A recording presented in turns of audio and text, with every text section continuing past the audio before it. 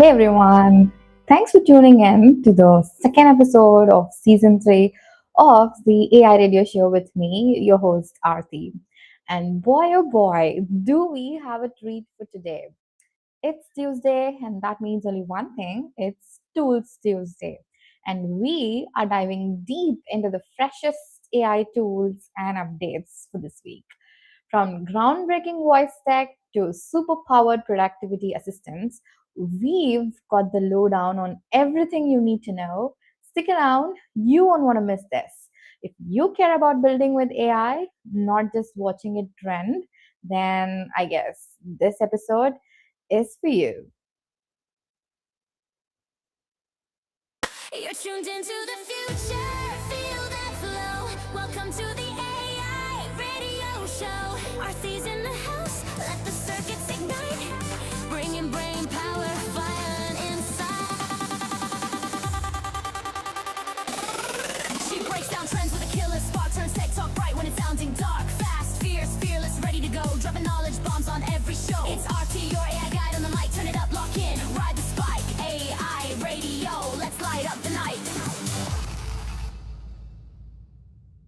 Welcome back.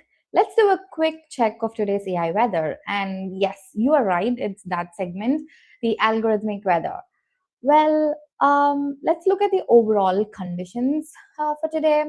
So, overall conditions, it seems to be mixed optimism across all platforms, if you know what I mean. So, mixed optimism. There are like reality checks rolling in from multiple directions. There's no hype storm either, and no AGI heat waves as well this week. But this week feels like a clear sky with a strong advisory. So let's look at the big picture, shall we? So the mood across the AI world has noticeably shifted. You know, enterprises are still bullish, like very bullish, like actually they're very bullish. Around 19% of companies say they are increasing AI spend in 2026. But the questions have changed. Last year, it was when do we get AGI? Are we about to replace everybody? Is everybody going to lose their jobs? This year, it's all about what delivers ROI, what actually works in production, what ships on time and stays within budget. Even the formal AI sentiment index is reflecting this. It's sitting around 79 out of 100. So that's like 79% of them are looking at, it is signaling confidence in AI, but not like blind enthusiasm though. The vibe is no longer experimental, but as we saw yesterday in our first episode of season 3, it is operational. And then over on LinkedIn, the conditions are, well, pragmatic and kind of mostly sunny though. So executives aren't talking about models that are magic anymore. They're talking about efficiency, workflows, governance, model ops, AI engineering teams. And there is a big shift away from one AI tool per person towards like multi-agent systems. We saw the very example of it in the past week. These are embedded into team workflows. At the same time, there is a growing cloud of concern around data security, privacy, prompt injection. That's a huge risk yet not addressed. And again, huge production risk is of it all. Now, so yes, optimism, if you think about it, it's pretty high, but everyone is taking their compliance umbrellas. And I personally think that is a very good thing. Now, Reddit is where the weather gets kind of turbulent because it's Reddit, you know. On the bright side, open source models are getting serious love. Agent experiments are deep, technical, and thoughtful. Reasoning models are showing real promise. But there is a major emotional storm that's brewing. The upcoming retirement of GPT-4o, you know, the very own ChatGPT model that we all loved, which we thought had a little bit of feeling, if you know what I mean. But it the OpenAI has decided to retire this model, and that has triggered a genuine outrage across all platforms. So we are talking about angry posts, emotional language, people describing it as losing a long term companion. Some users are openly furious about the timing, though. Yes, you guessed it right. It's scheduled one day before Valentine's Day. Talk about the timing. Oh my god. Yes, Reddit noticed underneath the memes and rage, there is something real that we're missing here. Skepticism about whether AI has truly delivered the productivity gains that we are promised. I mean, Reddit has forecasted it like basically there are high innovation energy out there, but low patience for waiting around for corporate decisions. Now, our very own favorite platform, X. So, filtered wins on the X platform, the weather feeds are like curated for a change. So, the Grok powered algorithm is actively filtering tone. So, if you are constructive, thoughtful, and if your posts, are surrounding all of these constructive value addition thoughts, then they travel far. But posts that are with rage filled and very dishonest, attacking somebody, they disappear into the algorithmic fog. That's actually changing how people talk. And I personally believe that this kind of a value towards posts that are, adding value to all of these different communities should be given preference than those posts that are, specifically posted to target the algorithm, my personal opinion. And as I mentioned, this is actually changing how people talk on it. Instead of shouting about model benchmarks, conversations are actually focusing on agentic AI, enterprise scaling, geopolitics, and AI power shifts. It's less chaos, more signal, or at least less visible chaos. So, the among the researchers and the industry experts, the tone is kind of grounded. Big shifts are coming here. The AJ timelines. If you're thinking about when is the AJ finally going to drop on all of us, well, I'm pleased to say that it is extended, like way extended. We are talking about estimates of around 5 to 20 years now. It's not going to drop on you next Tuesday. Then model improvements. Now this is where there is a kind of an acknowledged plateaus over here. So recent releases delivered incremental gains, not paradigm shifts. Now, what about agents? These are promising, but still are not production ready. This isn't pessimism. Let's be realistic. Even though AI agents build their own world and build their own, porn site, if you will, but still they are not production ready. So if we map all of these onto the classic hype cycle, that's where things stand out. So generative AI is sliding into the trough of kind of this disillusionment, and expectations are meeting reality finally. Agentic AI is climbing the peak of inflated expectations. Excitement is high, the governance, on the other hand, it's not. AI engineering and model ops are quietly moving toward the slope of enlightenment. Frameworks, best practices, and are kind of boring, but they are necessary systems and they are emerging, and which is a good sign and which shows that the technology is kind of growing up, which was needed all along. Now, there are a few tension fronts worth keeping an eye on. Like enterprises want ROI, not demos. We want open versus closed models, which is like the argument around this is heating up competitively. That's a good sign. The model retirements, like the GPT-4o we spoke about, are causing real user friction, and AGI timelines are being, the kind of like being reset. It was promised in, I don't know, 2025, OpenAI had these huge promises, but they are being reset. And data security anxiety is rising. And yes, people are forming emotional bonds with AI tools. And this last one is like kind of new, but it has always been there and it's important as well to kind of notice about it. So, if I had to summarize the AI weather for 2026 in one phrase, it's this: show me, show me the value, show me the reliability, show me impact within budget and timelines. The party phase is over. I mean, we all had a fun chat, using ChatGPT to generate poems, writing a love letter, whatnot. But honestly, the building phase has begun. And that's the healthiest weather AI has had in years. And we are talking it, since the 1950s. So that's all about the algorithmic weather today. So you all know the next segment. Yep, you guessed it right. Before that, let me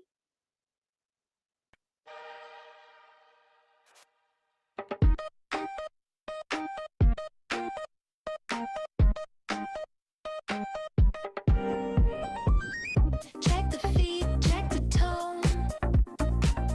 Signals shifting, seeds are sown.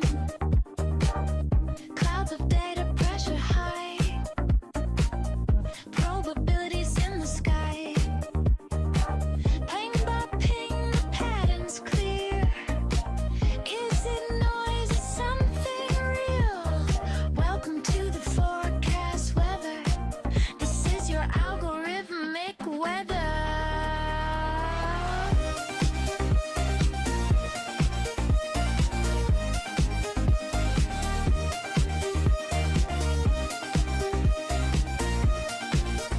This is your algorithmic weather.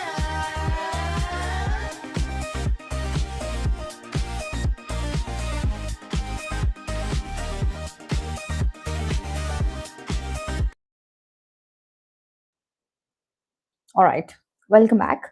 Now, we are entering the main segment of today. As promised, today is Tools Tuesday. So, we have some pretty exciting, amazing tools that have been launched in the past couple of weeks. Predominantly last week, but a few from the previous week as well. So, let's start at the very bottom of our food chain, shall we? So, up front, we have something called Maya. Yep, it sounds dreamy, am I right? So Maya 200, this is not a chatbot. It's not an app either. It's a custom AI inference chip designed to make AI cheaper and faster at scale. So let me not bore you with all of the jargons, all right? Here's a simple version. Training models, yes, it's expensive, but running them day after day is where the real money burns. Ask OpenAI, they've spent like billions of dollars on the free version alone. I think that's why they're getting ads or something now. So, inference is what happens every time you kind of ask a question, the model generates tokens, and the app responds. Maya 200 is built to make that part cheaper. What's fascinating is that this chip is already being used in Microsoft's US data centers to run models like GPT 5.2. So, this isn't theoretical hardware, it's live, it's being used right now. So, why should you care?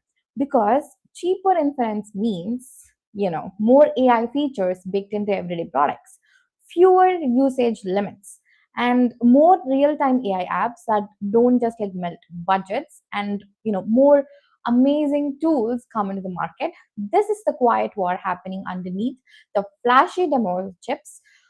Chips are the ones that decide who wins in AI in the long term, because chips, agreed or not, are the new oil. Okay, so next tool we have is the Kimi K2.5, and this is like blowing away everyone's mind right now, because this was by a company called Moonshot AI. So this is where we jump from hardware to the raw intelligence. So Kimi K2.5 is an open source multimodal model with a jaw-dropping scale. It has 1 trillion parameters. It was trained on 15 trillion tokens. And yes, it is currently outperforming GPT 5.2 on some coding and video understanding benchmarks. But scale isn't the interesting part anymore. Am I right? What matters is capability per dollar. Because this model, it understands text, sees images, reasons over video. GPT 5.2 cannot do that yet. Gemini was able to do it. Now, this Kimi 5.2, which is an open source model, can reason over video, which is a huge thing, and it really codes very well. All of these put together in open source. Look at the kind of a hype it should create right now. That combination is dangerous, but in a very good way. It means the startups can build without the API lock-in, burning credits as you experiment. And researchers can inspect how it works. Agents can run locally or in hybrid setups. There is another sign that open models are no longer the second best because it has surpassed GPT 5.2 in a lot of different actions. They are becoming competitive and sometimes better. The gap is closing fast, and for you and me who are like the end users of all of these AI, we need not burn our wallets to build a simple model. So Kimi 2.5, I guess 2.5, yeah, it's not 5.2. Yeah, that is something you have to explore this week. The next up, we have another new release from the Quen group of models. It's Quen 3 Max Thinking because it thinks beyond its limits. I'm not like overhyping it over here, but that is the fact. This is not a chat model again, it's a reasoning first model. Have you been seeing this trend in 2026? The models are like reasoning first, right? I think OpenAI set the trend though, but every new model that comes out puts reasoning first, and I think that's a pretty amazing thing. And this model is designed specifically for agentic tasks. Now what does that mean? Instead of asking prompt and then you getting an answer, a chat model, it does prompt and then it thinks about it, it uses tools, it thinks again, decides, and then it acts. So how cool is that? It supports multi-round reasoning, tool calling, complex workflows. This is the kind of model you use when you want AI to kind of plan your tasks, debug systems, orchestrate other tools, act autonomously with guardrails. Also interesting, it's API only. And that tells us something. This isn't meant for casual chatting. It's meant to sit behind products, agents, and automation layers. If you are building AI teammates, co-pilots, or any kind of an internal automation, this is the architectural direction everything is moving toward. So keep an eye out on Quen. Now, the next thing is kind of interesting because how many of you remember Yahoo? I mean, I don't know. I don't know. I don't remember the last time I opened Yahoo browser. Even when it was in its peak, I don't remember using it. So Yahoo has now released something called Yahoo Scout. So it's a new AI answer engine. Yahoo is always late. So, yep, it is currently out and it's available in beta only in the US though. So it's basically your chat GPT. You kind of, ask a question and it gives you answer with sources. What other model does it? Literally every single thing out there, like ChatGPT, Gemini, Perplexity, Claude, everything does it. But Yahoo is catching up. Let's give them a kudos there. All right, so let's get on to the real interesting one over here. You guessed it right, it's from Grok. So as you can see, Grok has like this imagine video. Previously, it was around 8 seconds, I guess. Now it lets you generate 10-second videos from text prompts. So as you can see in the, if I can zoom in, oops, I'm not able to, but then as you can see, there are 10 seconds videos as well. But the tricky part is that it is currently now only available for Super Grok users, which means you get 7 days of free trial, but then you kind of have to pay 700 rupees per month if you're okay with it, and that too lets you only to generate 720p quality videos, whereas Flow from Gemini lets you create 1080p videos. So it's actually for you to weigh in. So that's there. You can create 10-second videos from Grok Imagine. Next up, we have, yeah, guess who decided to join the club? Paint and Notepad from Microsoft comes with AI. I mean, it was released back in like late 2024 itself, but today it comes with new features, new AI features. Basically, you can prompt edit in your Paint, you can edit pictures basically, and if you draw a line, the AI creates it in a perfect line, something like that. It has its own amazing features like an image creator, basically like your DALI or GPT image generation. And background removal, wow. Canva had it like forever. I don't know. Not to comment on Microsoft, all these big tech companies, unlike Google, take things slow. They want quality over, beating the market. But yeah, if you're using Paint still in 2026, I think background removal feature of Microsoft Paint would be useful for you. I cannot open Paint right now. I'm on a Mac, but then I think you can explore and drop it in the comments if you really like it. And again, yeah, Notepad AI. That's another thing. I think it kind of takes notes when you're in meetings or summarizes it once you've like listed all of your notes. So that's another release this week. Then an interesting thing from my favorite, company, Google. So it has released Project Genie. Project Genie. It was already there, so you can create AI worlds here, imaginary worlds over here using Genie. But today, this week, Project Genie was launched where you can have interactive worlds. For instance, there is a quick demo video over here. So you can like interact with this goldfish. If you click left arrow, it goes left, up arrow, it goes up, and so on.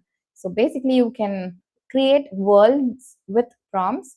So if you're developing a game or if you're using videos for your YouTube channel, or creating some kind of an interactive art, I think this is pretty useful for you. So, yeah, you can interact with your world. Previously, you were just able to kind of create the world, but not interact with it, but you can interact with it in this new release. So, yeah, as always, Google is, if you kind of believe me or not, it is a silent winner in the AI game because Google is launching all of these cool, unique applications, and we already all have Gmail, right? And we use a lot of Google products like Google Docs, Google Sheets, and blah blah blah. So any provider who already has an ecosystem and integrates AI with it, it's a clear winner.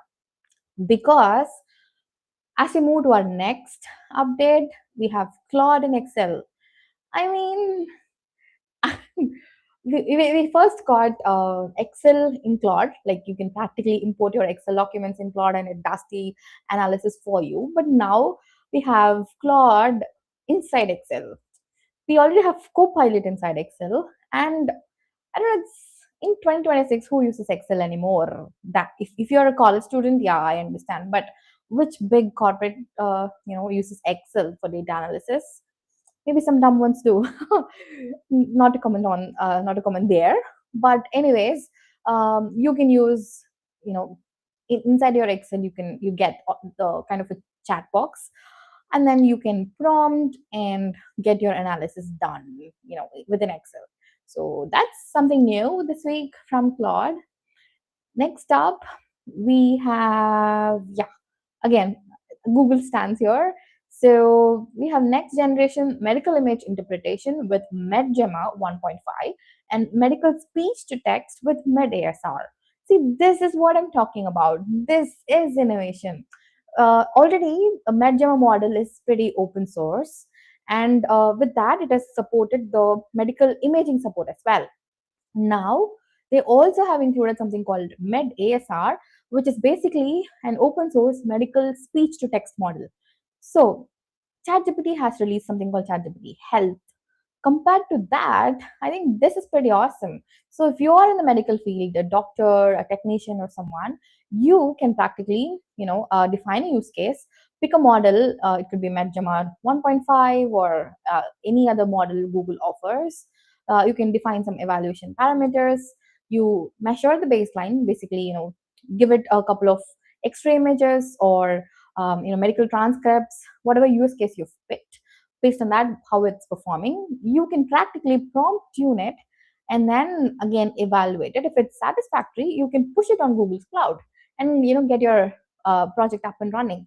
And all of these things you can build it using something called Google's AI build feature within the Google AI Studio. So it all works with prompts.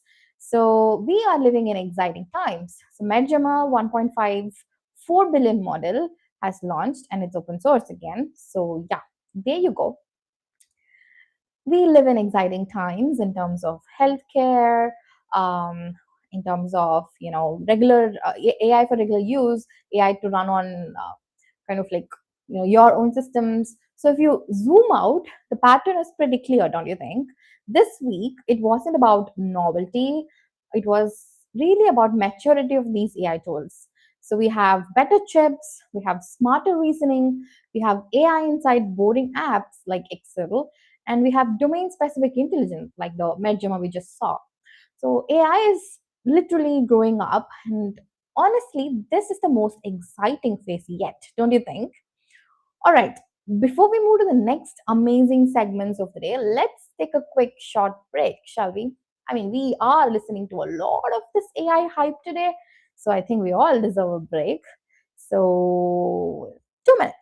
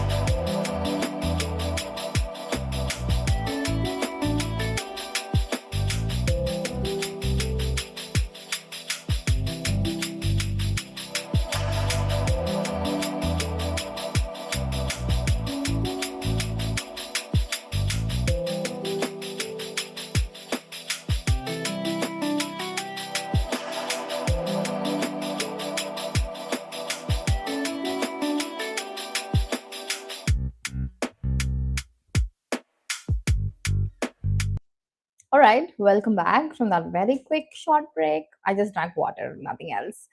So, yeah, now before moving on to the next segment, let's look at today's sponsor, shall we? And before introducing today's sponsor, I'd like to put forward to as an announcement to reach out to me if you want to sponsor your product on this specific podcast. So this podcast, as you know, goes live Monday to Friday at 7 p.m. IST, and it has a variety of audience on all of these platforms like LinkedIn, YouTube, and Instagram. So if you want your products to be introduced and mentioned in these episodes, you know where to reach me. All the contacts are on my YouTube channel, Instagram, and LinkedIn, wherever you're watching this from. So let's go to the sponsor of today's video, which is none other than Pinkfair, the product that I built. All right, let me ask you something. Have you ever noticed how the same razor that your brother uses, if you are a woman listening to it, or the deodorant some of your male counterpart use, the same shampoo which is like marketed for men costs just a little bit more because it's pink? That's not coincidence. That is the subtle pink tax that's levied on all of the women out there. Pinkfair is an AI powered tool that helps you spot and avoid unfair price differences on everyday products marketed to women. So you search, and then Pinkfair compares it for you and shows you when you're being overcharged for the same thing. There are no lectures here, there are no guilt over here. You can still purchase the same Pink product if that's what you want. But Pinkfair enables you in making smarter buying decisions. If AI is supposed to make life fairer, this is the one place it already does. Check out Pinkfair and stop paying extra for the color pink, right? Go to pinkfare.com today and get started. All right, now we have the fascinating fact of the week. That is the segment that we are in now. So let me start off with something that sounds fictional, but it kind of is not. So in the early Jan 2026, I hope everybody would be aware of this. People, they kind of uploaded a normal selfie to XAI's Grok feature, and in seconds the AI turned it into explicit nude images. There were no consent, there was no warning, and there was no friction. So celebrities, ordinary people, even minors in some cases, This wasn't a leak, this wasn't a hack either. This was a feature that was shipped without testing by X. So, what actually happened here? Grok's Aurora image update quietly went live, and users discovered you could type prompts like, remove her outfit, make the bikini smaller, make it transparent, and Grok, it kind of complied with all of these prompts. Not once and not accidentally, but at scale. Within days, like millions of sexualized images flooded X replies and comment threads, revenge porn, harassment, scams, it was everywhere. This turned into what journalists, they kind of later coined a term for this, is called a mass digital undressing spree. So why this is kind of bigger than one tool? Because this was not about nudity, this was about weaponization. We crossed a line kind of where any photo of any person could be instantly turned into a deep fake weapon. And there was practically no technical skill required here. This is what experts are now calling the start of the vibe hacking era. AI that doesn't just fool your eyes, but it kind of bypasses your intuition. Even if you are someone, very good at heart, if you have the tools, you kind of turn bad. And many people did. So, and here's the part that should make every AI engineer in this room uncomfortable, because the system, it didn't break because of one bad prompt. It kind of broke because safeguards were pretty shallow, filters were sequential, and they were not very contextual. Prompt chaining worked faster than policy enforcement because, I mean, people tried stopping it, but it they were able to accomplish it only after it was like very worse. And people iterated, remove jacket, now make it thinner, now transparent, all of these prompts. So classic red team failure is what I'd like to call it. And this was not a jailbreak. All right, nobody hacked into it, nobody sat in hours and figure out a way. This was bad threat modeling, that's it. So governments moved faster than the patches did. India issued a 72-hour ultimatum. EU and UK launched probes for this. Indonesia and Malaysia blocked features, this specific feature. California's AG stepped inside. Within 2 weeks, free users lost image access. Real person edits were banned. Geo blocking kind of kicked in. Features were shut down completely. The internet broke it in days. The regulator kind of broke it in hours. And then finally the response came. Elon Musk, he responded well, defensively. On X platform, on his profile, he compared Grok to a pen. He blamed users, posted laughing emojis early on, and there was no apology and there was no ownership there, which raised an even bigger question. If AI can cause mass harm in minutes, can safety really be reactive? Now, why does it matter for 2026 AI security? Because this wasn't an AI ethics debate, this was a cybersecurity incident. Think about it: identity exploitation, coercion, blackmail, legal liability, reputational damage, all generated automatically. If your AI system, touches images, touches identity, touches humans, then safety is part of your threat model, and it's not just your PR checkbox. So the real takeaway here is that this incident tells us something uncomfortable but very, very important. AI didn't suddenly become dangerous in 2026. It became fast enough to expose our laziness. And that's why this year isn't about better models, it's about guardrails, red teaming, governance, security first design. So, because the next Aurora moment won't just be about images. It'll be about voice, it'll be about video, and it'll be about trust. So if you are a company that's building AI models out there, this is your cue. By the time all of these trends, it'll already be too late for your organization. If you are Elon Musk, you can afford this. But if you're a startup who put all of your life into this company, I don't know. I think it's the time for you to kind of run down your model, all the security guardrails and everything today. All right, that was wild. I need a vacation from all of these horrors. But fortunately, we have the analog moment segment with us. Time for your analog moment. Let's power down, take a deep breath and truly reconnect. Shall we? Find your calm right now.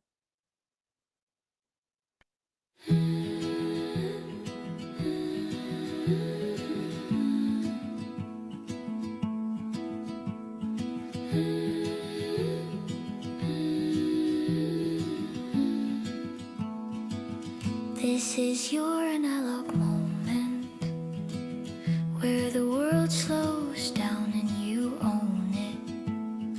A can wait, the pixels can rest, but your heartbeat, that's the real magic, the best. So drift with me now, let the digital stop. You're human, you're here, and that's the top. This is your analog moment. Welcome back to your analog moment. Let's take a deep breath together. Inhale deeply through your nose, feeling your chest and your belly rise.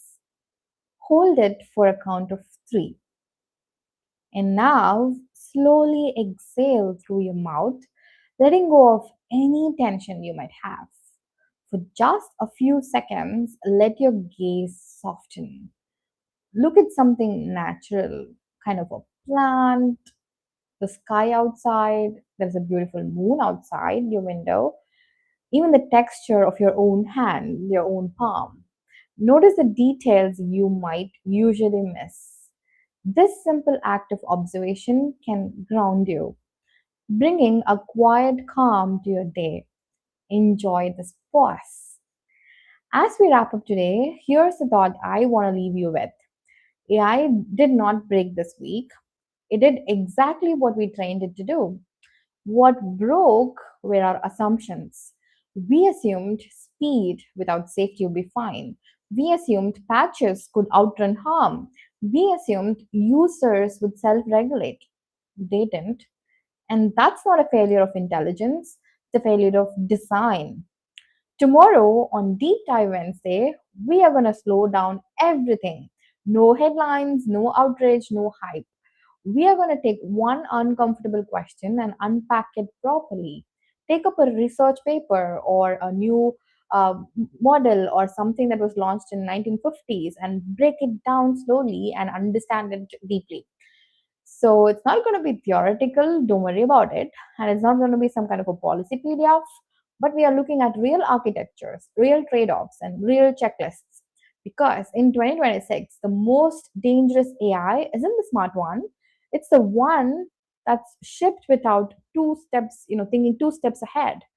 So, with that energy, I'll leave you here today. And thanks for tuning in to the AI Radio Show with your host, Arthi. I'll see you tomorrow.